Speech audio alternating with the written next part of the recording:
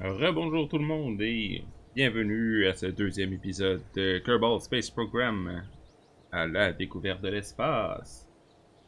Quand on s'est laissé la dernière fois, on avait fait un lancement. On en a fait deux, mais le premier, on va dire que ça s'est pas passé. C'était des tests dans la tête des scientifiques, ok? Fait que ça, c'est un rêve, ça n'a pas existé. Donc on a fait un lancement, on a envoyé Jebediah à quelques kilomètres là, dans les airs, il est revenu en toute sécurité, on a ramassé un peu de science. Si on revient dans notre centre des technologies, on avait débloqué quelques branches de notre arbre de science. Donc là on était prêt à se relancer dans l'espace. Aujourd'hui, on devrait peut-être être capable de faire deux lancements. Idéalement, où l'idée ça va être de lancer une fusée pour aller un petit peu plus haut, peut-être aller sortir un peu de l'atmosphère, faire une espèce de vol sous-orbital, sortir dans l'espace mais revenir sur Terre. Et si ça va bien, on va peut-être être capable d'envoyer un Kerbin dans l'espace en orbite autour de la Terre, le laisser là, faire une coupe de tour, puis qui va revenir éventuellement. On se lance, on s'en va dans la construction. On a débarré quelque chose de super important qui va être pratique pour notre premier vol, c'est les découpleurs pour diviser notre fusée en plusieurs étages. C'est bien le fun d'avoir notre propulseur à ergol solide. On peut difficilement le contrôler, ils sont pas super gros. On en a d'ailleurs quand même débloqué un peu plus gros, double de capacité, donc on pourrait aller plus loin. On ne prendra pas ça. Parce qu'on a un roquette. Ça va être plus pratique. On va utiliser cette affaire-là. Donc, une capsule en commençant. On va tout de suite, pour ne pas l'oublier, mettre un parachute. On a ici débloqué aussi d'autres parachutes qui sont des parachutes radio. On va, radial au pluriel, peu importe. On peut les mettre sur le côté, donc on pourrait en mettre plusieurs. Parachutes de freinage, qui sont pas faits juste pour atterrir avec ça, mais ça va ralentir assez notre véhicule pour après ça ouvrir un plus gros parachute qui va servir d'arrêter ou de descendre super tranquillement. Ces parachutes-là, ça va être surtout si on a des trucs un peu plus pesants. On reste avec une petite capsule, ça devrait bien aller avec le parachute MK16. Donc on a ça. Là, si on s'en va, si on sort de l'atmosphère, en revenant dans l'atmosphère, ça se peut qu'il se fasse chaud. Un peu trop chaud. Fait qu'on va aller chercher un bouclier thermique pour notre retour. Ça, c'est beaucoup trop petit. 1.25 m, bouclier thermique, on le met juste ici. Donc, ça, c'est plein de petites espèces de plaques de céramique ou de passe semblable à ça, qui vont se désagréger quand on revient. Parce que là, quand on rentre dans l'atmosphère, la pression de l'air qui frappe le véhicule va faire monter la chaleur. Ça va même créer du plasma. Ça va être super chaud. Donc on veut pas mettre nos Kerbin en danger. On ajoute ça ici. Donc la chaleur va enlever les morceaux. Ça va rediriger la chaleur. On devrait rentrer en toute sécurité. Le dessous de la navette spatiale est fait avec quelque chose qui peut ressembler à ça. L'ancienne navette spatiale qui ne vole plus maintenant, ou les capsules qui reviennent sur Terre. Donc ça va être notre capsule de retour. À ça, on va ajouter un découpleur pour pouvoir la détacher. On va être capable de détacher tout le reste pour que ce morceau-là revienne. Qu'est-ce qu'on met en dessous de ça? On va mettre des réservoirs. On a seulement une sorte de réservoir qui n'est pas super gros, mais on a juste à en mettre plusieurs un après l'autre. Pour le fun, on peut changer les couleurs. Ah, cute. On va essayer toutes les couleurs. Ça va être symétrique.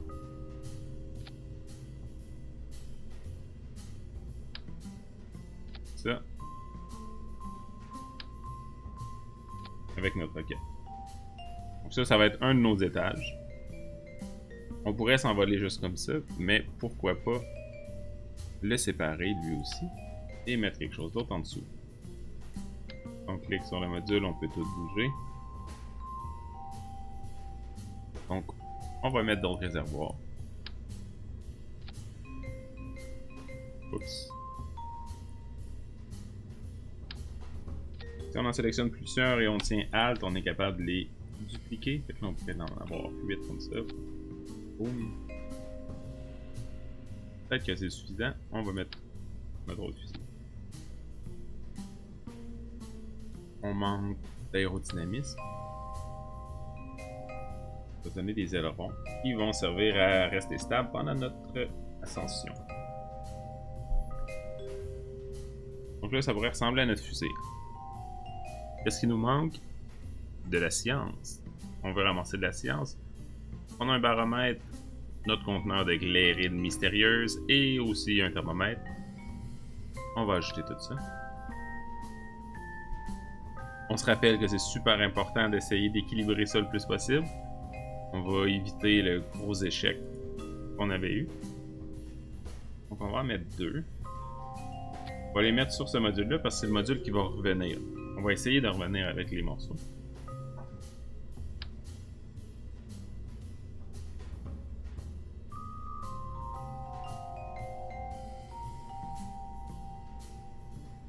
Paramètre juste en dessous de la porte.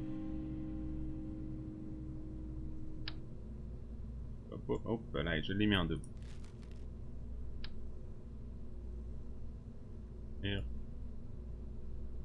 Paramètre juste ici. Paramètre, ça doit pas être super pesant. On va le mettre au-dessus de la petite porte. On va voir si ça va nous donner de la misère. Mais avec cette fusée-là et un pilote, on devrait être capable de peut-être gérer un peu ça. Donc là, on a notre science. Communication, on va pas assez loin. Il y a déjà quelque chose pour communiquer dans la capsule. Ça devrait aller. Donc on a une fusée. Là, ça peut commencer à valoir la peine d'aller inspecter ici. Ça, c'est comme tout là, notre côté de scientifique, de comment ça va fonctionner. On se rappelle de l'ordre. Donc, la première action, notre réacteur va allumer. On va pouvoir le séparer. L'autre réacteur va allumer. On sépare, on a le parachute. Ça va bien. On peut regarder les chiffres. Si on clique sur le nombre de mètres par seconde qu'on a, ça va grandir. Plusieurs données importantes là, des mathématiques qu'on peut aller comparer, qu'on peut aller vérifier. Le plus important va être le RPP, qui est le ratio poids-poussée. Parce que là, chacun de ces roquettes-là a une force, donc va pousser une certaine masse. Mais c'est important justement que la force soit assez grosse pour que la fusée monte.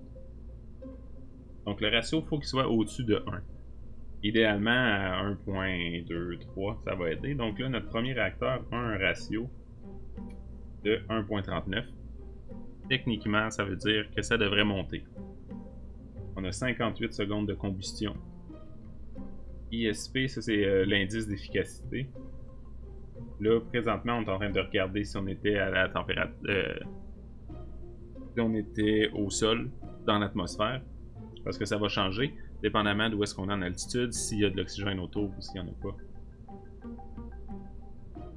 Donc les données vont changer tout le long. On voit aussi le nombre de mètres par seconde de variation de vitesse, le delta V qu'on a. Donc celui-là, on a, ça devrait descendre rapidement. Là, on a 960 mètres par seconde. Dans notre deuxième partie, on est à 1598. Donc notre deuxième étage devrait durer un peu plus longtemps parce qu'il va être plus léger. Si on voudrait avoir plus de ratio de poussée, on pourrait ajouter des petites fusées sur le côté.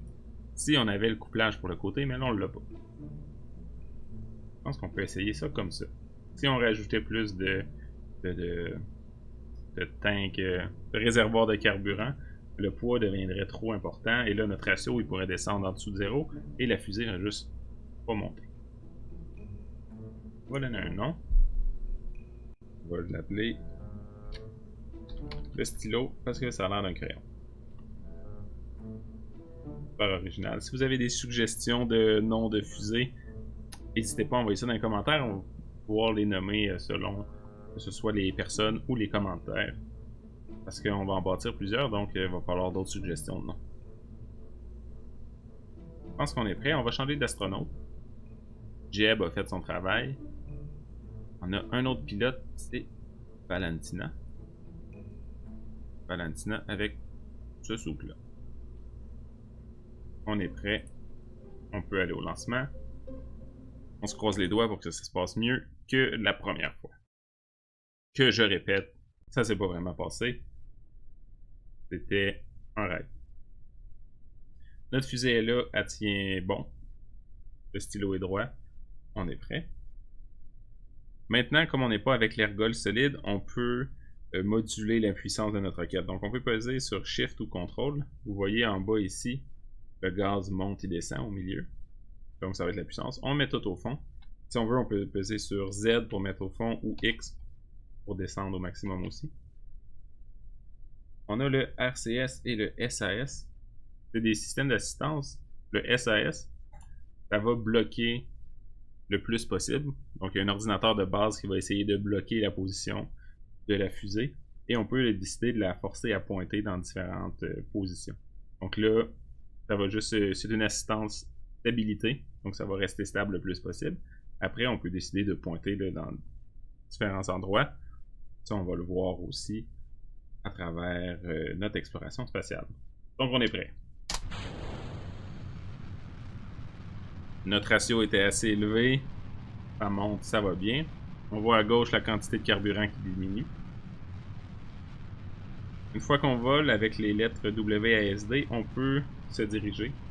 Donc on pourrait, si on veut s'en aller vers la mer, on pourrait se tasser un peu par là. Donc on voit que ça bouge tranquillement.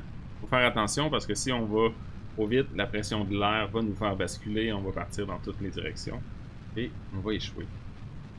Donc tranquillement, on donne des petits coups. On a déjà plus que la moitié de notre carburant de passé. Il reste encore. Mais on monte. Ça va bien. Aucun problème pour Valentina à date. Là, on va s'en aller vers la mer, peut-être vers cette île-là. Donc on continue à monter, mais on voit que notre vitesse a ralenti. On voit en haut à l'altimètre qu'on est rendu à 12 km. On voit que l'atmosphère s'amincit. On peut peser sur la barre d'espace. Et voilà, on laisse aller un morceau. Et maintenant, plus léger. Et on peut activer notre prochain moteur. Et on monte. On est encore parti. Ça va bien pour Valentina. Il y a une super vue. On peut aller voir qu'est-ce qu'elle voit en fait. Pas grand chose.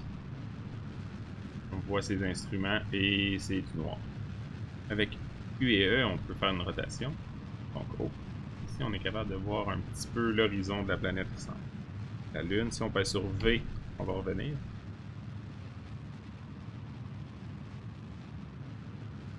On va très haut.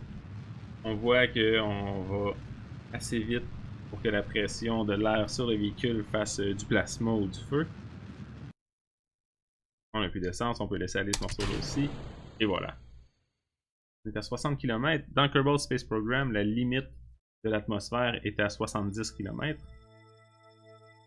Dans la réalité, la ligne imaginaire, disons qu'on a une frontière, on dit qu'à 100 km, on est rendu dans l'espace.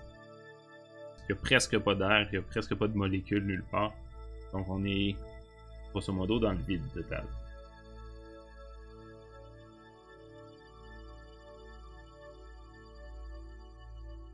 La belle vision des étoiles, la voie lactée au loin.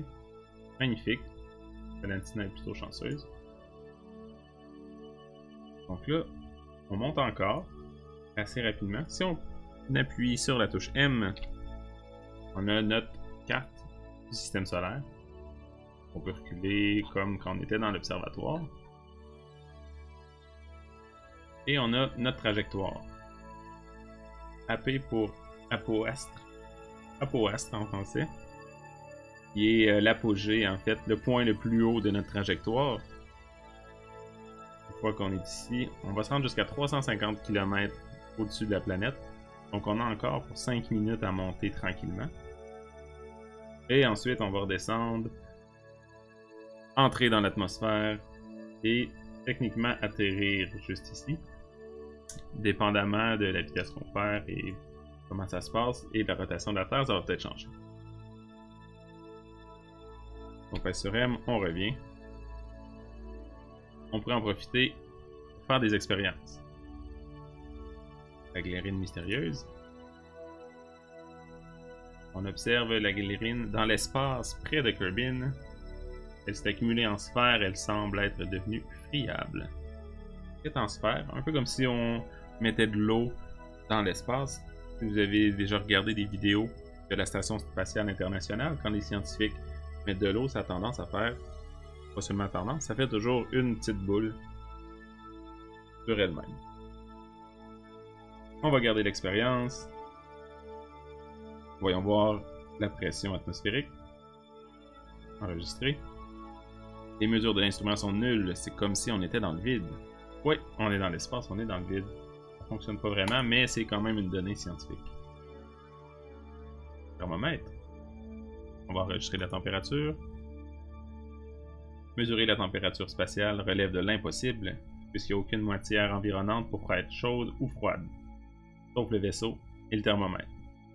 Les gars de la recherche et développement vont sûrement plancher un moment dessus pour résoudre ce problème. La température change très lentement, relativement lentement dans l'espace, parce qu'il y a presque rien pour transférer la température. Il n'y a pas d'air pour aller voler la chaleur à quelque chose. Et voilà, on a toutes ces informations-là. Je peux faire un rapport d'équipage. C'est très rond. En effet, c'est très rond. Comme notre planète, la Terre est ronde, scoop tout le monde. Pourquoi pas sortir du vaisseau? Et voilà, Valentina est la première Kerbin dans l'espace. Faudrait pas enlever son casque cette fois-là. On peut faire un rapport. Donc elle va prendre en note qu'est-ce qui s'est passé. On pourrait aussi aller récolter les données. Donc on va ramasser les données des différents objets ou de nos différents appareils pour être sûr de les garder et qu'ils ne soient pas endommagés quand on va revenir dans l'atmosphère. Ça va être inutilisable après parce qu'on n'a pas amené une scientifique. C'est correct. On efface les données. On va ramasser la même chose pour le thermomètre. Le baromètre qui est bien caché ici. Hein? On pourra au retour, si celui-là a servi, essayer de faire un autre test. Donc on embarque. Et voilà, on est revenu dans notre petit vaisseau qui tourne pas mal. Là qu'on va voir la différence quand on active le système d'assistance. Oups, ça bouge plus. On est encore en train de bouger, on monte encore, on n'est pas rendu au maximum. On peut jouer avec ces portions-là pour voir c'est quoi. On pointe rétrograde, on pointe prograde. On pointe dans la direction où est-ce qu'on s'en va.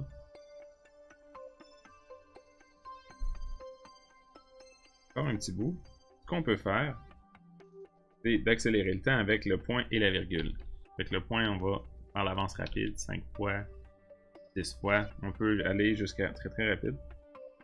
Sinon, avec la virgule, on va ralentir. Généralement, quand il y a un changement dans l'environnement, ça va arrêter automatiquement aussi. Donc, une fois qu'on va retomber dans l'atmosphère, l'accélération du temps va s'arrêter aussi. Donc, on pourrait accélérer jusqu'à temps qu'on redescende pour voir ce que ça va donner. On était quand même très haut. Et voilà, on vient d'arriver à 70 km. On revient. On va pointer de l'autre côté.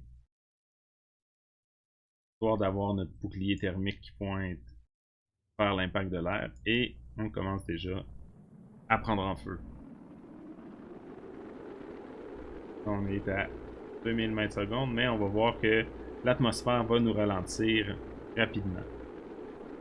Plus on approche, plus l'atmosphère devient épais et plus on est ralenti par l'air.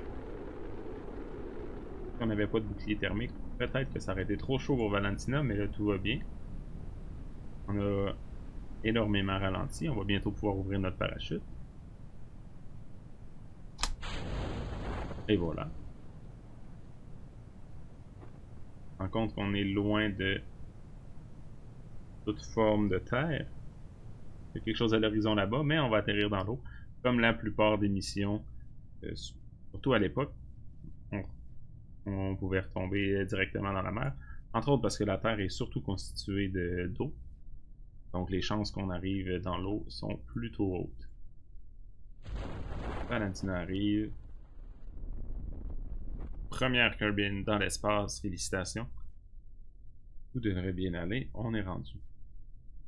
Si jamais on a peur d'être trop pesant, on peut sélectionner notre bouclier thermique et l'éjecter. Ouf! On s'en débarrasse. C'est plus important, de toute façon, on est arrivé. Et là, on descend tranquillement. On est à presque 200 mètres au niveau de la mer, donc on peut accélérer le temps. Et juste attendre qu'on se dépose tranquillement dans l'océan. Et voilà, on remet ça à zéro. On flotte. On pourrait regarder une dernière fois la glu mystérieuse. On est dans l'océan, il y a peut-être quelque chose des données. On va ramasser un peu de science. Et voilà. On est arrivé. On pourrait sortir aussi avec Valentina et faire un rapport. Prélever un échantillon, peut-être. On va ramasser de l'eau. Elle semble augmenter significativement l'humidité de la surface avec laquelle elle entre en contact. Voici ce que l'eau fait généralement. Réussi, on appuie B pour réembarquer, et voilà. On est prêt à appeler les secours pour qu'ils viennent nous chercher, parce que là, on a l'air d'être loin de tout le monde. Ouais, c'est quand même plutôt loin. On pourrait dire qu'on est littéralement au milieu de nulle part. Donc, s'il vous plaît, venez nous chercher. Mission réussie avec succès pour le stylo 1. Donc là, on a ramassé beaucoup de science avec tous nos rapports dans l'espace, les observations de la glu, les échantillons, la température. Donc on est rendu à un beau 84 sciences. On va pouvoir aller débloquer la nouvelle technologie. Donc on va commencer par la base. D'autres requêtes, on a un moteur de plus, un nouveau propulseur à ergol solide encore plus gros, et d'autres réservoirs, donc on y va pour 20. Stabilité, on disait qu'on voulait avoir des découpleurs radiales, et voilà, on débloque. Il reste 46, donc là on a des choix. On va aller chercher d'autres sciences, donc des batteries. Donc ici on a une sonde qu'on peut envoyer. Science junior, un module pour faire d'autres recherches, donc débloquer d'autres sciences. Et des radiateurs et une antenne. Des commandes de vol, on a d'autres choses ici. L'aviation, parce qu'on pourrait se faire des avions. D'autres constructions, donc avec d'autres découpleurs. Et la fuséologie avancée, donc d'autres propulseurs. Qu'est-ce qu'on prend? C'est une bonne question. On va laisser ça pour le prochain épisode. Parce que finalement, on n'est pas rendu en orbite encore. Ce sera pour le prochain. Prochain épisode, on débloque une nouvelle technologie et on envoie Jeb ou Valentina en orbite autour de la planète. Bonne exploration!